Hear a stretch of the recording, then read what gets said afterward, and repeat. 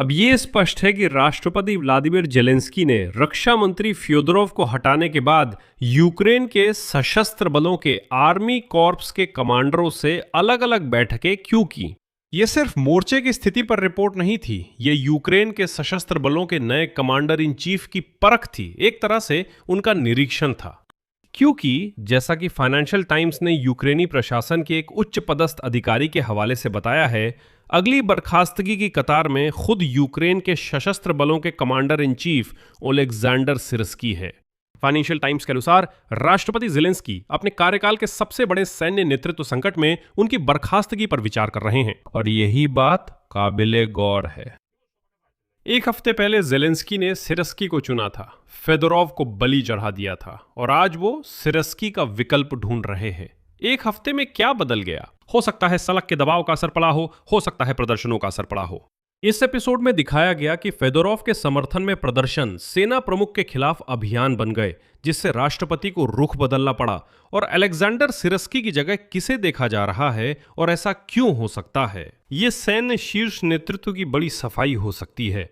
नया संकेत इसमें कैसे जुड़ता है? अभी रूस कम से कम 5 लाख लोगों की लामबंदी की तैयारी कर रहा है। कुल मिलाकर आइए हम सब मिलकर इसमें गहराई से समझते हैं। मेरा नाम अलेक्सेई पेची है और शुरू करने से पहले मैं आपसे अनुरोध करता हूं कि आप इस YouTube चैनल को सब्सक्राइब करें। हम 3 लाख सब्सक्राइबर की ओर बढ़ रहे हैं। आपकी सदस्यता के लिए मैं आभारी रहूंगा। तो याद कीजिए, कुछ ही दिन पहले हमने आपके साथ मिखाइल फ्योदोरोव के इस्तीफे के मुद्दे पर चर्चा की थी। मैंने बताया था कि जेलेंस्की ने स्लुगी नरोदा की बैठक में कहा कि असल में फ्योदोरोव और सिरस्की दोनों को हटाना चाहिए। हम हैरान थे कि फ्योदोरोव को क्यों चुना गया और सिरस्की को क्यों बरकरार रखा गया। आज फाइनेंशियल टाइम्स ने नई जानकारी दी है। राष्ट्रपति प्रशासन के सूत्रों के मुताबिक जेलेंस्की सिरस्की को भी पद से हटाने के लिए तैयार हैं, लेकिन एक शर्त पर। अगर उन्हें ऐसा कमांडर मिल जाता है जो कहे तो अधिकारों का सुचारू और निर्बाध हस्तांतरण सुनिश्चित कर सके और साथ ही 1200 किलोमीटर से ज्यादा लंबी पूरी फ्रंट लाइन पर रक्षा को बनाए रख सके। मतलब बात यह नहीं है कि ओलेक्जेंडर सिरस्की को हटाना है या नहीं। असल में फैसला पहले ही हो चुका है। जब एक साथ रक्षा मंत्री और यूक्रेन के सशस्त्र बलों के सर्वोच्च कमांडर बदले जाते हैं तो फ्रंट लाइन टूटने का डर रहता है। इसीलिए राष्ट्रपति कमांडरों को बुला रहे हैं। हम देख रहे हैं कि लगातार दूसरे दिन अलग अलग सेना कोर और रेजिमेंटों के कमांडर उनके पास रिपोर्ट देने आ रहे हैं। फाइनेंशियल टाइम्स सीधे लिखता है कि इस वीकेंड ज़ेलेंस्की सैन्य अधिकारियों से मिल रहे हैं ताकि वे जंग के मैदान की स्थिति का उनका आकलन सुन सके और चीफ कमांडर के पद के उम्मीदवारों का इंटरव्यू ले सके। यानी ये सिर्फ मोर्चे की रिपोर्ट सुनने की कोशिश नहीं है, नहीं, ये तो फाइनेंशियल टाइम्स के मुताबिक है।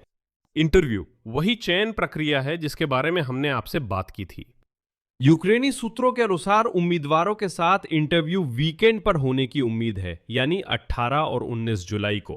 हालांकि याद दिला दूं, 17 तारीख को कुछ बैठकें पहले ही हो चुकी थी और ज़ेलेंस्की ने एक दिलचस्प वादा भी किया था।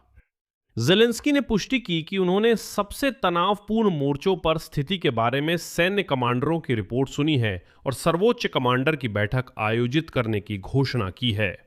और अब मुख्य बिंदु, जिसे फाइनेंशियल टाइम्स ने सीधे तौर पर कहा है और जो इस हफ्ते की पूरी तस्वीर को बदल रहा है। मैं उद्धृत करता हूं। राष्ट्रपति ज़ेलेंस्की ने अलेक्जेंडर सिरस्की को बर्खास्त करने पर विचार तब शुरू किया जब मिखाइल फेदोरोव की बर्खास्तगी के विरोध ने बड़े अभियान का रूप ले लिया। हजारों यूक्रेनवासी राष्ट्रपति प्रशासन की इमारत के बाहर मुख्य कमांडर के खिलाफ जमा हुए। ये वर्षों में सबसे बड़े विरोधों में से एक था। सिरस्की हटाओ। और ये काम सड़क पर उठे जन दबाव ने किया, ना कि अंदरूनी साजिशों ने। फाइनेंशियल टाइम्स के मुताबिक इसी वजह से राष्ट्रपति ज़ेलेंस्की यूक्रेनी सशस्त्र बलों के कमांडर इन चीफ को बदलने पर विचार करने लगे। कुछ दिन पहले ज़ेलेंस्की ने सिरस्की का फ्योदोरोव के खिलाफ समर्थन किया था। जनता ने इस फैसले को व्यवहारिक रूप से पलट दिया। फाइनेंशियल टाइम्स भी यही बताता है। समझने के लिए कि सब कुछ कैसे उलझा, चलिए फ्योदोरोव की बताई बात पर थोड़ा पीछे चलते हैं। संक्षेप में बर्खास्तगी के बाद ब्रीफिंग में उन्होंने बताया कि अलेक्जेंडर सिरस्की ने यूक्रेन के राष्ट्रपति को अल्टीमेटम दिया, या सशस्त्र बलों के प्रमुख या रक्षा मंत्री। फ्योदोरोव ने बताया कि उन्होंने ज़ेलेंस्की को मुख्य कमांडर सिरस्की और जनरल स्टाफ प्रमुख घनातोव दोनों को एक साथ बदलने का सुझाव दिया था। फ्योदोरोव ने खास तौर पर कहा, अगर हम दुश्मन को असम्मित तरीके से न्यूनतम नुकसान के साथ हराना चाहते हैं तो हमारे पास दूसरा रास्ता नहीं है। फ्योदोरोव के अनुसार तब ज़ेलेंस्की ने बदलाव का समर्थन नहीं किया था। अब संकेत हैं कि सिरस्की की जगह बदलाव सिर्फ एक व्यक्ति तक सीमित नहीं रहेगा, बल्कि ये बड़ा बदलाव हो सकता है। मैं कहूंगा ये सशस्त्र बलों के नेतृत्व की बड़ी सफाई या बदलाव हो सकता है। याद कीजिए, ज़ेलेंस्की ने स्लुगा नारोदा पार्टी के गुप्त बैठक में क्या कहा था? यूक्रेनी प्रावदा के अनुसार, उद्धरण, असल में दोनों को, फ्योदोरोव और सिरस्की को, बर्खास्त करना चाहिए था, लेकिन अभी मैं दोनों को नहीं हटा सकता। यानी राष्ट्रपति ने खुद माना कि सशस्त्र बलों के प्रमुख को भी बदलना चाहिए, बस वो इसे रक्षा मंत्री के साथ एक साथ नहीं कर सकते थे ताकि सब कुछ एक साथ न टूट जाए। लेकिन ये साफ है कि रक्षा मंत्री के साथ एक साथ नहीं किया ताकि सब कुछ एक साथ न टूटे। अब वो सच में सिरस्की को हटा रहे हैं? अगर फाइनेंशियल टाइम्स की जानकारी सही है तो उनका पूरा स्टाफ भी बदला जाएगा। जैसा कि विरोध प्रदर्शनों में इसे यूक्रेन की सशस्त्र सेनाओं के जनरल स्टाफ समेत पोस्ट सोवियत ब्लॉक कहा गया। इसीलिए यह हैरानी की बात नहीं होगी अगर सच में आगे ऐसी श्रृंखलाबद्ध प्रतिक्रिया हो और यूक्रेन की सेना के पूरे शीर्ष नेतृत्व को बदल दिया जाए।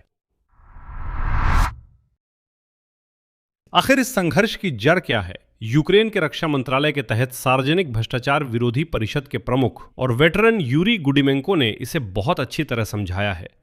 जैसा कि उन्होंने कहा, यह उद्धरण है, एक युवा टेक्नोक्रेट और मुख्य रूप से सोवियत पश्चात सैन्य स्कूल के जनरल के बीच का संघर्ष है। फेदोरोव सेना को तकनीक और ड्रोन केंद्रित बनाना, सब कुछ डिजिटल करना और कमांडरों की कार्यक्षमता डेटा से मापना चाहते थे। सिरस्की, पुराने तंत्र के प्रतिनिधि, ने ऊपर रिपोर्ट किया कि सब कुछ ठीक है, और ये दोनों दुनिया, जैसा फेदोरोव ने कहा, अब एक दूसरे को सुनती नहीं। और यहां अजो के पूर्व स्टाफ प्रमुख बोगदान क्रोतेविच का वो घातक उद्धरण याद करना चाहिए। ये तथाकथित पुराना स्कूल की पूरी समस्या को समझाती है जिसका पालन सिरस्की करते हैं।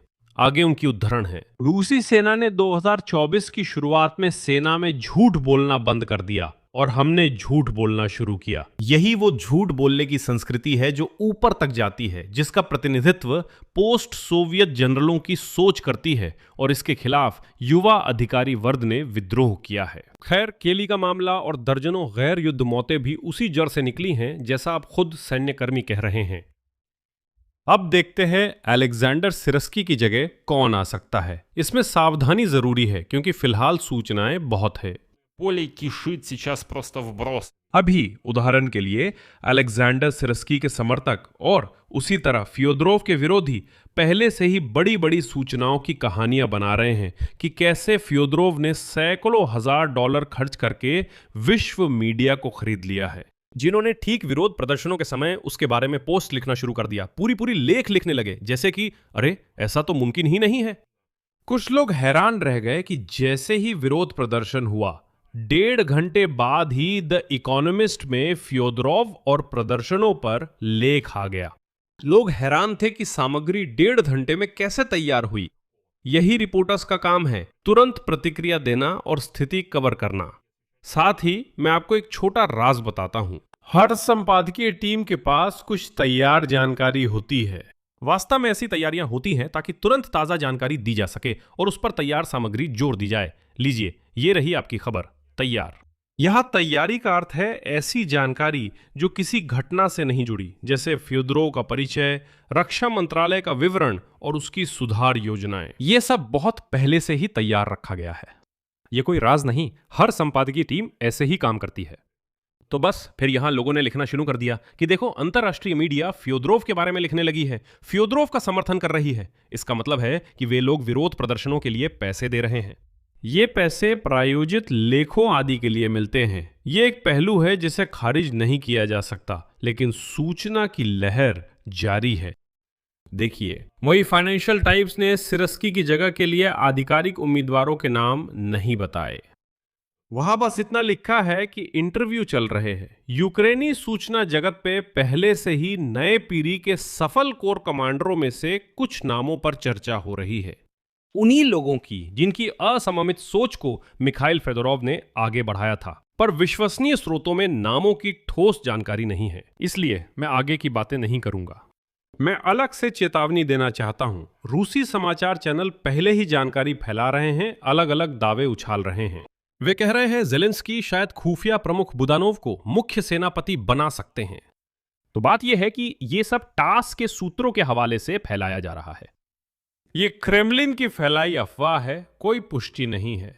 इसे उसी हिसाब से ले। असली उम्मीदवार वीकेंड्स की बैठकों के बाद ही पता चलेंगे। अभी नाम नहीं बताया गया है, चयन प्रक्रिया जारी है। और जो जानकारी है कि सिर्स्की की जगह किसी और को लाने की तैयारी हो रही है, वो फाइनेंशियल टाइम्स से आ रही है। एक और बात भी अहम है, पश्चिमी देशों और यूक्रेनी मीडिया में सिर्स्की को काफी समय से सख्त उपनाम कसाई कहा जाता है, किसी भी कीमत पर अपनी स्थिति बनाए रखने की जिद के लिए, जिसे आलोचक भारी नुकसान से जोड़ते हैं। फाइनेंशियल टाइम्स इस उपनाम का सीधा इस्तेमाल करता है, यानी सिर्स्की की जगह किसी और को लाना सिर्फ व्यक्ति नहीं, सैन्य सोच में भी बदलाव है। मोर्चा थामे रखने से लेकर फेदोरोव के अनुसार न्यूनतम नुकसान के साथ असममित जीतने की रणनीति तक। यह सिर्फ कुर्सियों की अदला बदली नहीं, बल्कि वैचारिक बदलाव है। अब बात करते हैं कि इस सारी उठापटक का समय क्यों खास तौर पर खतरनाक है, या मैं कहूं तो किसी बड़ी तैयारी के एक चरण की ओर इशारा करता है। क्योंकि ये सारी उठापटक ठीक उसी वक्त हो रही है जब रूस एक नया हमला करने की तैयारी कर रहा है। यूक्रेनी खुफिया एजेंसी के मुताबिक क्रेमलिन 5 लाख से ज्यादा लोगों की लामबंदी की तैयारी कर रहा है, पूरे 5 लाख। ये एक नए बड़े हमले का संकेत है। यूक्रेन इस स्थिति में है जब उसका सैन्य व राजनीतिक नेतृत्व एक साथ बदल रहा है। रक्षा मंत्री हटा दिए गए हैं, नए सेना प्रमुख की तलाश जारी है और जनरल स्टाफ पर सवाल हैं। वर्खोगना राडा 18 अगस्त को ही मिलेगी। यही है इस समय की पूरी गंभीरता।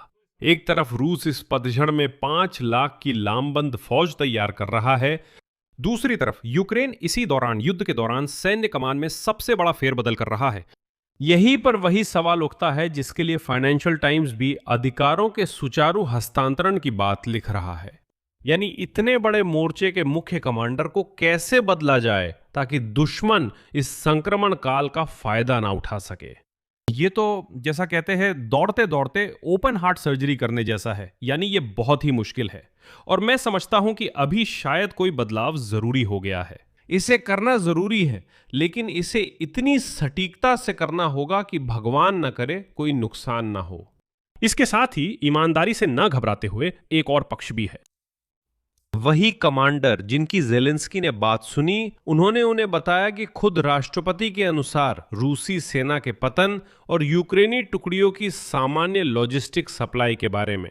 यानी मोर्चा टूट नहीं रहा है, कई जगहों पर पहल यूक्रेन के पास है और मुख्य कमांडर को जंग के अफसरों के दबाव में बदलना जरूरी नहीं कि कमजोरी हो, यह सुधार भी हो सकता है। यानी जैसा कि वे कहते हैं, ऊपर झूठ बोलने की संस्कृति को हटाना इससे पहले कि नया रूसी हमला आए। आइए निष्कर्ष निकालते हैं। इस हफ्ते की तस्वीर एक स्पष्ट कहानी रेखा में बनती है। सबसे पहले सिरस्की ने अल्टीमेटम देकर फ्योडोरोव को बर्खास्त करवाया और जीत हासिल की। लोग सिरस्की के खिलाफ नारे लगाते सड़कों पर निकले, सिरस्को चले जाओ, जिससे लगा कि फैसला पलट गया। ऐसे में आकलन में सावधानी जरूरी है। फाइनेंशियल टाइम्स के मुताबिक राष्ट्रपति सिरस्की की जगह नए मुख्य कमांडर के लिए उम्मीदवारों को परख रहे हैं, इसी सप्ताह हो रहा है। यानी वो व्यक्ति जो कुछ दिन पहले तक आंतरिक राजनीति की जंग में विजेता था, यानी सिरस्की, आज शायद अदला बाहर होने वाला है।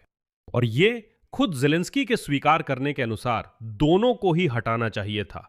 और ये अंत नहीं है, ये एक और बड़े स्तर की सफाई की शुरुआत है। शायद इसका निशाना पूरी तरह से जनरल स्टाफ पर भी हो सकता है। और साथ ही यह समझना जरूरी है कि अगर यह सच में होने जा रहा है, तो अभी सभी पश्चिमी मीडिया ये लिख रहे हैं कि यह विचारधारा में बदलाव होगा, किसी भी कीमत पर पोजीशन बचाने से लेकर कम से कम नुकसान के साथ जीतने की ओर। इसकी मांग नीचे से आई है, यानी युवा उम्मीदवारों और प्रदर्शनकारियों से। अब सवाल एक ही है और वो बहुत अहम है, क्या यूक्रेन ये व्यापक कमांड बदलाव सुचारू और तेजी से कर पाएगा, इससे पहले कि रूस अपने वादे के अनुसार 5 लाख लामबंद सैनिकों को जंग में उतार दे? फाइनेंशियल टाइम्स के अनुसार नए सर्वोच्च कमांडर के चयन की प्रक्रिया जारी है। सर्वोच्च सेनापति की बैठक भी होने वाली है, इसलिए हम हालात पर नजर रखे हैं। लगता है ऊपरी नेतृत्व टीम पूरी बदलने वाली है। यहां मैं विराम लगाता हूं। अपनी राय और निष्कर्ष इस एपिसोड के नीचे कमेंट्स में लिखें। चैनल को सब्सक्राइब करें, बेल आइकन दबाएं और लाइक करना ना भूलें। बस इतना ही। अपना ख्याल रखें। सबको अलविदा।